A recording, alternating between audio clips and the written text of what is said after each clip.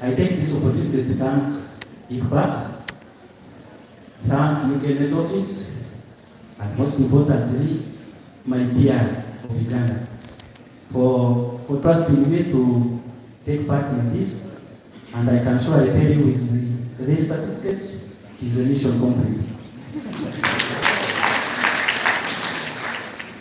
Also, initially I started in short-term prediction, then later I got this opportunity to take part in foundation training for seasonal forecasting under the guidance of Dr. Tike, Dr. Hussein, Marceline, Eunice, Anton, Dr. Stefan, and Dr. Richard.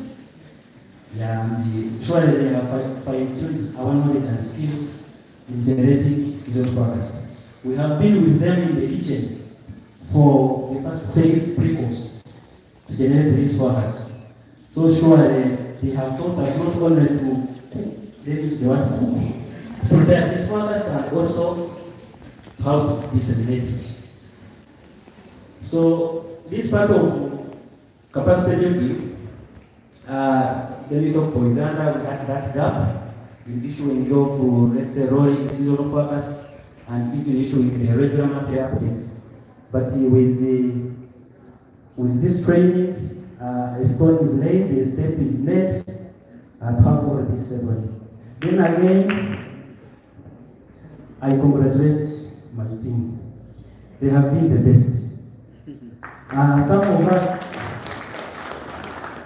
Some of us, we started this training with 2 eyes. Because of the programming and the stuff, we are in with 4 eyes now. And lastly, as an advocate for Gen Z's in Met, I will feel okay if also, I know they are there at, let's say, our NMHCs. They can get this opportunity, participate in this training, and we carry this thing up.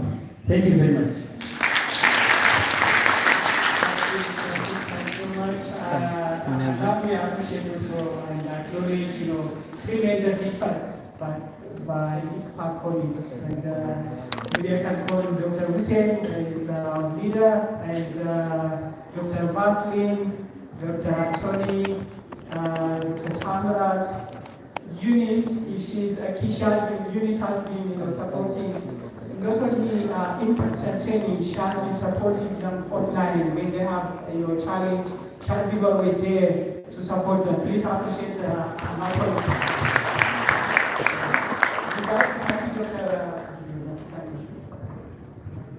Yeah, thank you very much, and congratulations to our young generation in the region. You have not to talk too much, but you do the work. Thank you very much. Let us give a round of applause to Dr. Tike as well for this. Thank you very much. Colleagues, I would like to call upon Dr. Hussein Idris, if he's around, so Dr. Hussein come and present to us what we are waiting for. Is he around? Somebody call Dr. Hussein. Is there coming? Come quickly so that it's you present to us.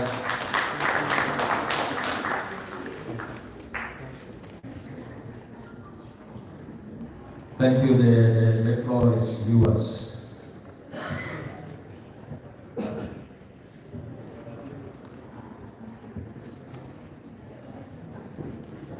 Okay, I've just been informed reliably that they're waiting for their directors. Will come shortly. How long shall we wait? 10 minutes? Or 5 minutes? All right, we are going to wait for 5 minutes. In the meantime, while we are waiting, I want to get some direction here. We need to go back. Linda, Dr. Linda, can we go back to the previous discussions? Yeah, can we go back to the previous discussion relating to the presentation? There were no many questions asked during the presentation. I think you have the opportunity now. You are much welcome. Can we see the hands? Some good people have spoken in this house.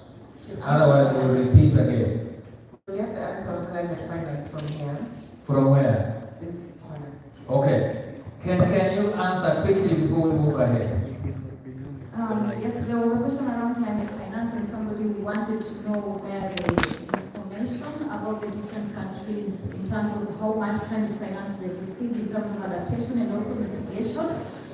So the answer is that CPI, the Climate Policy Initiative, does research and tries to track climate finance in different countries. And every year, or at least every 2 years, but recently every year, they use a report that is region specific. And if you go to their website, you see the Africa report on climate finance. Their report shows that the balance between mitigation and adaptation, of course, mitigation is receiving more funding than adaptation, and it also shows that only a small fraction of African countries are receiving climate finance. I think within our region, it's only one country within Eastern Africa. It's only one country that is receiving a larger share of climate finance, and mostly towards mitigation as opposed to climate adaptation. And then another source of data and information on this is also the Green Climate Fund itself. And this information is publicly available on the GCF website. You can go interact with it and see the figures for the particular country and the different projects. There was also a question, I think this relates to GCF, about the different entities within the countries that are accredited or sort of have get the funding from the GCF. So you can find the information there. I think within our region, the organizations that are working across country is mostly UNDP, NEP, and I can confirm that all of the Eastern African countries at least have received green climate funds for readiness. So if you check, you will find some of the funds that are being used, especially for different projects within the energy sector or other sectors, mostly mitigation, that have come through the GCF via different entities that are accredited. I will stop there. Thank you. Thank you. Are you satisfied? You are okay with the question that you asked? All right, that's fine. Is there anybody? Comments like the previous comments? If there is any concern, let us hear. Yes, you are not yet satisfied. Welcome.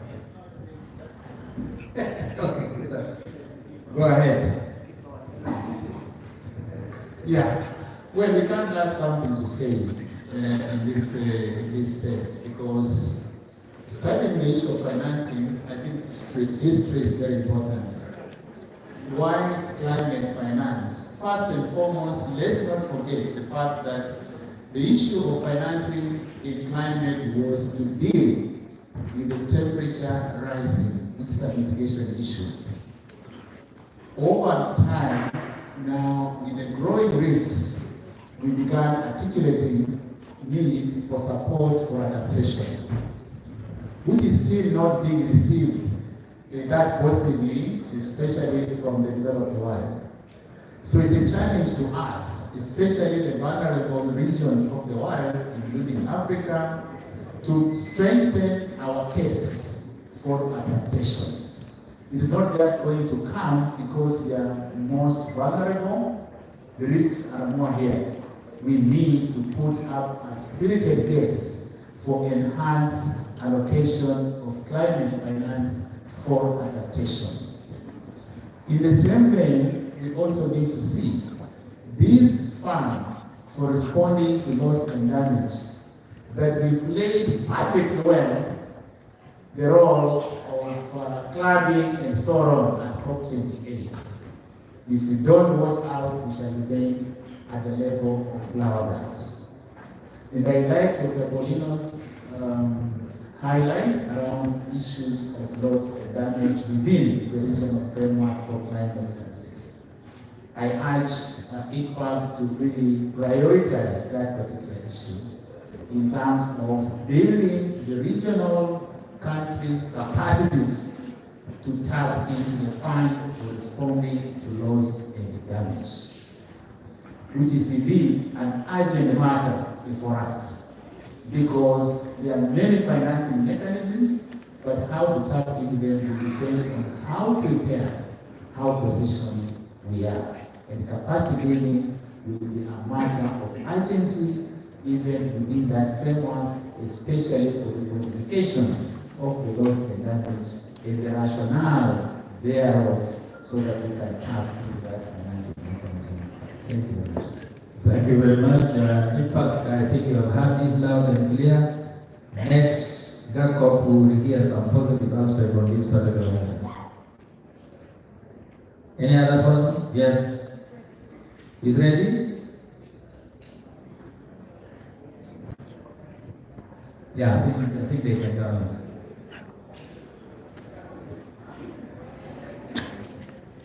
I think you have to come frequently on a university lecture. You have to come always, because there is an issue that you guys also need to be accountable together with us.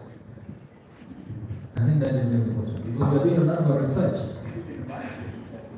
Now you'll be invited. Maybe this time you'll be invited in South Sudan. Thank you. Okay, we are now back to what we are waiting for. Dr. Hussein? Thank you very much. My job is very simple. We are coming to the impact. This is the GACOF program, but before that we'll have a very small one.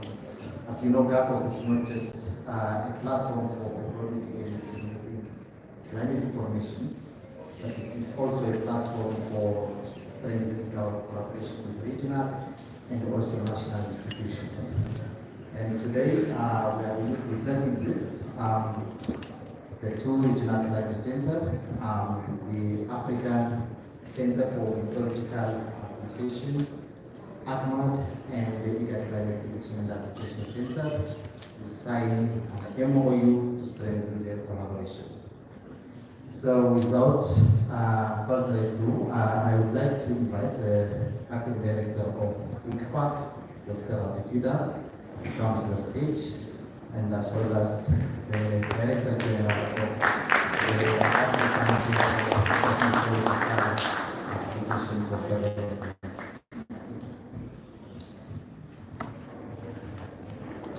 I will start.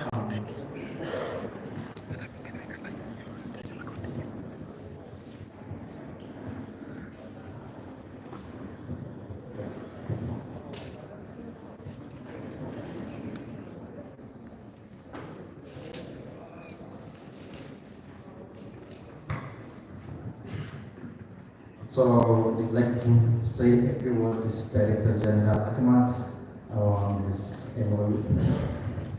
Thanks very much, and thanks for having me here. Hello everybody, my name is Ousmane Ndiaye. I'm originally from Senegal, but I'm living since January the African Center of Meteorological Application for Development, called ACMAT. It's a pleasure and an honor to be invited here to collaborate. Because as Africans, we should put our effort together, we should put our force together in order to ensure that all those problems in Africa, the hazards and everything, we are doing together. And I think this is a good example for me at least to collaborate with IPAC to ensure that we are leveraging each other and we are doing things each other and we talk each other for sure. All of this for the benefit of national welfare, of course, but the final goal is to ensure that our population are really free from, not free, I mean, at least I protect as much as possible for all those hazards that happen.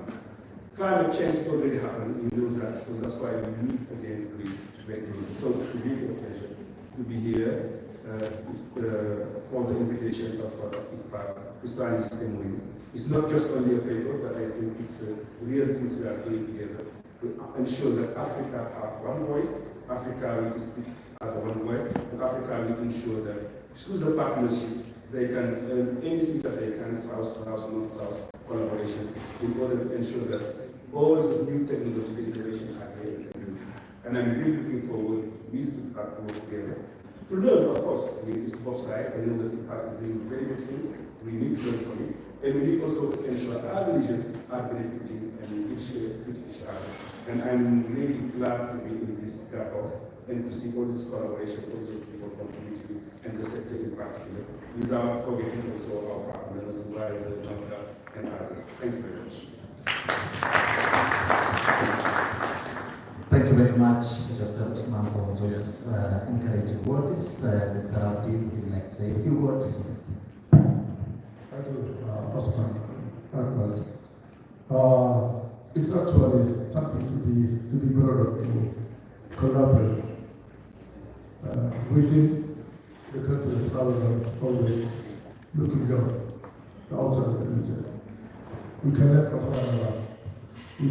When we come together, we discuss that we are not contributing that much to greenhouse gas emissions. Here we are receiving the impact. We are dealing with the receivers of those gas that we are not contributing. Then when we are working together, the regional climate service providers, then we will be able to advocate together. We are able to have greater impacts than we are having now. So this will not be the last. We will also together we will be able to collaborate with other regional climate service providers. I don't believe in one side together and with the African Climate Summit. We have been discussing, communicating about this issue. So this, as Osman said, this is not only for a signing ceremony. Next year, inshallah, we will be able to evaluate what is the impact of that MOU we signed last year. What have we achieved through that MOU? And hopefully, whenever we are together, equal and equal will be asset. You signed an MOU last year. What did we achieve through that work? It should be that way. And as Osman also said that he's from Senegal, he also said that I'm also from Ethiopia. I'm not hiding it. I actually look at this. Why am I hiding it? Since Osman has said, so I'm also from Ethiopia, but also living in Nairobi for the last 5 years. Thank you. Thank you very much, Dr. Pida, for those wonderful remarks. Now we can proceed signing the MOU.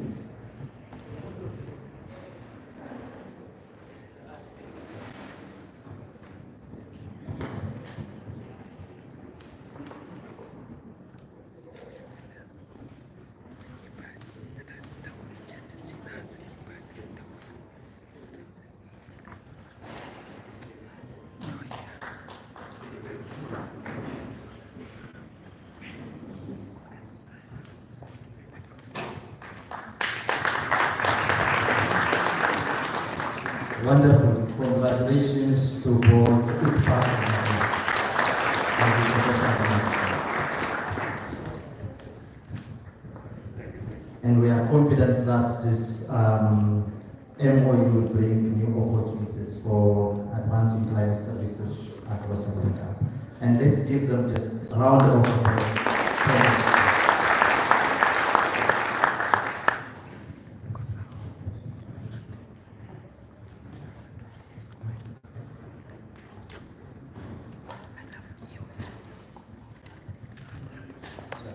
Yeah, so thank you very much, Dr. Hussein. I think let us give round of applause to all of you and also Dr. Hussein for this great work. And that's been the case, you also applaud for me because I'm leaving. Thank you very much. I want to hand over to you, Linda, and handing over to you. Thank you very much. We meet next time.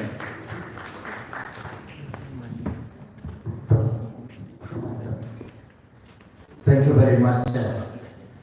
We are coming now to the final session, which is the closing of the GACO forum. And for this, I would like to invite the Director of KMD, Mr. Edward Muruki, and the Acting Director of ICFAC, Dr. Abdi Fida, to come to the stage.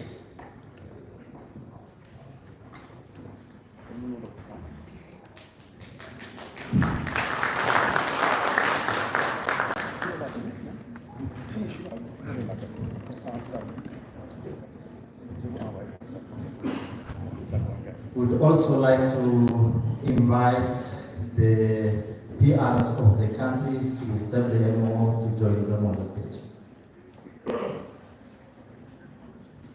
PRs, if the PR is not around, the representative, please come to the stage.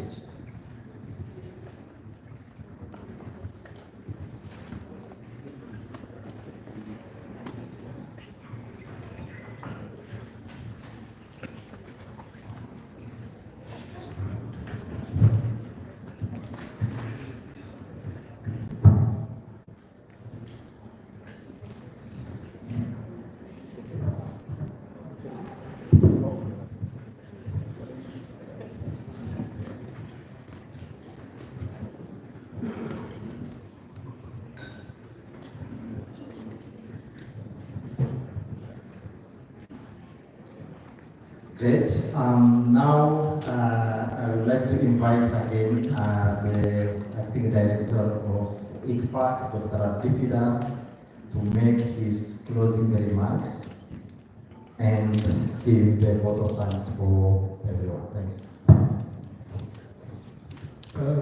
Thank you once again for coming.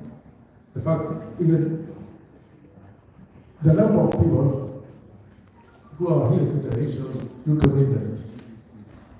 And it also shows that how much climate change and extreme weather events are important.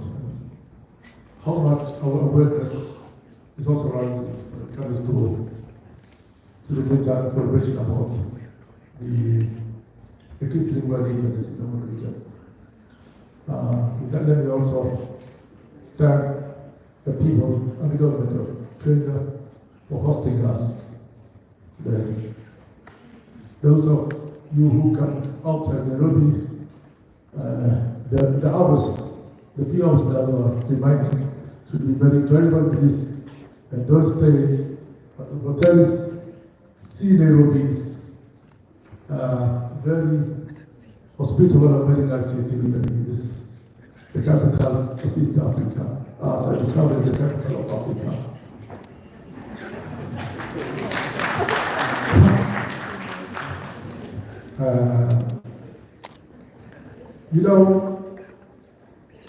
IPAC and the national methods are challenging. We have to improve our forecasting capabilities. We have to ask ourselves, how can we improve our skills? How can we improve the products that we are sharing with our communities, vulnerable communities? How can we make sure that our farmers and pastoral communities are basing their decisions on the information that we are providing? And how much impact we have on our communities? I know it's very tough, it's very challenging. Weather is changing so frequently, so we need also to maintain our monitoring and observation capabilities. I'm not a meteorologist, I'm an engineer as a profession, but whenever I discuss with our team, I see the challenge, the magnitude of the challenge that we have to deal with. So many drivers and so many uncertainties. And then we need also to improve our observations, and particularly our global status. We need data from you in order to improve our capabilities. Thank you, the PRs are here today. We are sure that next year we will be in a very better situation than we have been. If we work together, we can improve our performance. So thank you once again for honoring our invitation. And let me thank you finally,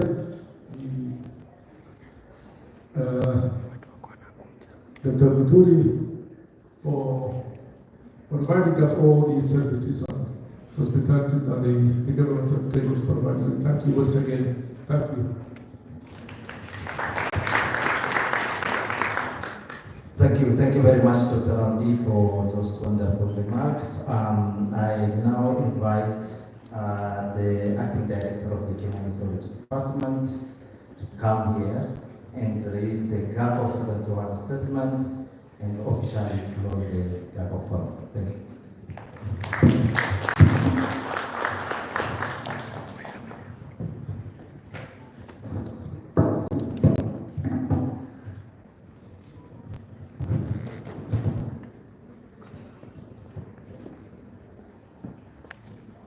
Thank you. Good afternoon. Yes, my name is Edward Muruki, currently acting director, Kenya Meteorological Department. I took over from my predecessor, who is right over there. I wish to recognize him. Please just and I will read this statement on behalf of the PRs. You may have heard the term PR. PR means permanent representatives. Directors of National Met Services are permanent representatives with the World Meteorological Organization. So this statement is read on behalf of ICPAC and on behalf of these PRs. This is the statement, the 71st Greater Horn of Africa Climate Outlook Forum, GACOV 71. This is for the October-December 2025 seasonal forecast. The summary of it all is that below normal rains and warmer than usual conditions are expected over most parts of the Greater Horn of Africa. The October, November, and December rainfall is important for the equatorial Greater Horn of Africa, contributing up to 70% of the annual total in parts of Kenya and Somalia.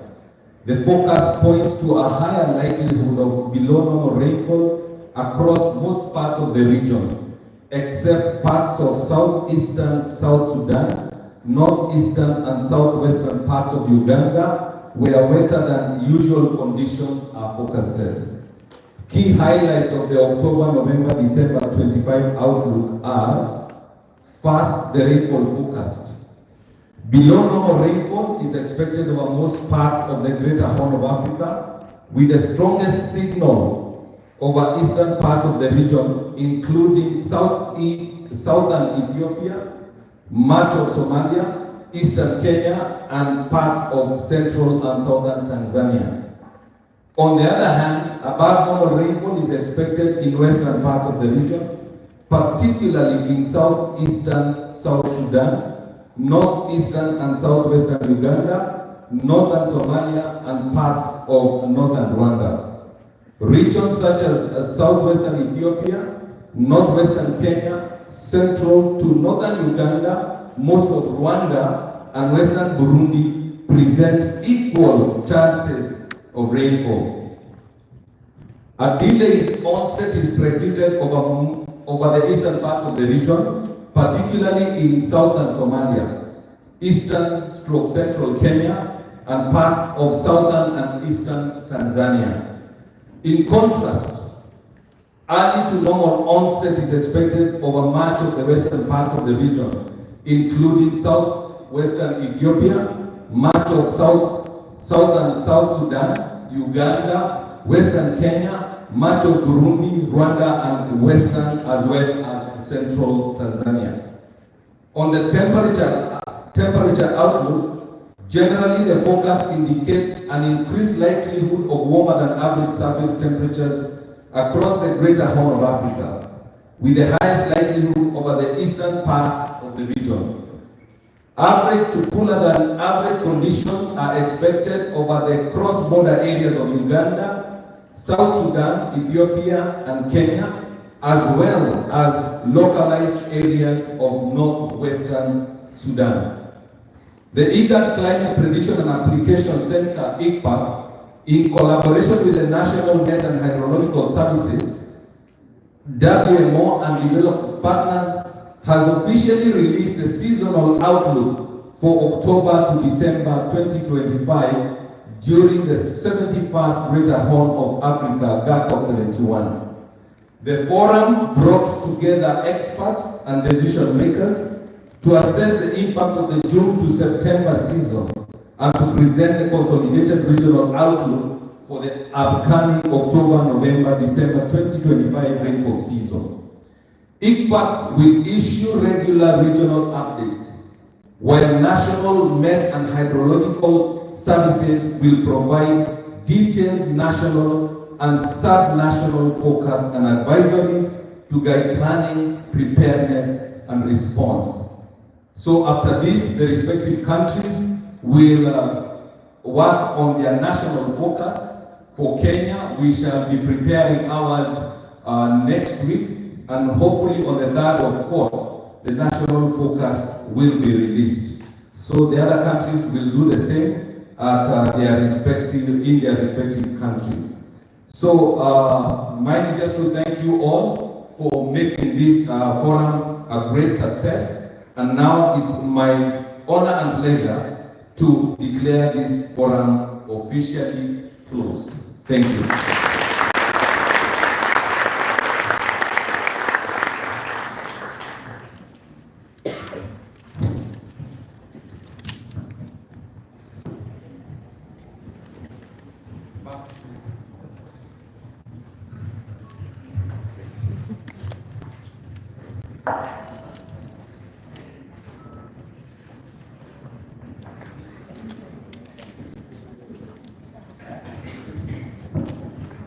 Thank you, Director Nets, Edward Muruti.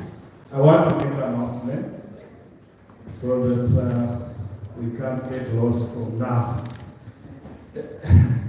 Tomorrow, all of you are invited to participate in facilitating the regional framework for climate services.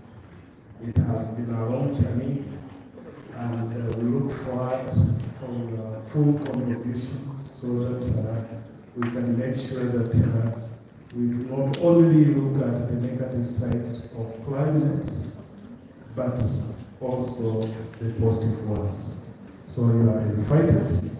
We have a series of site meetings for unifieds only.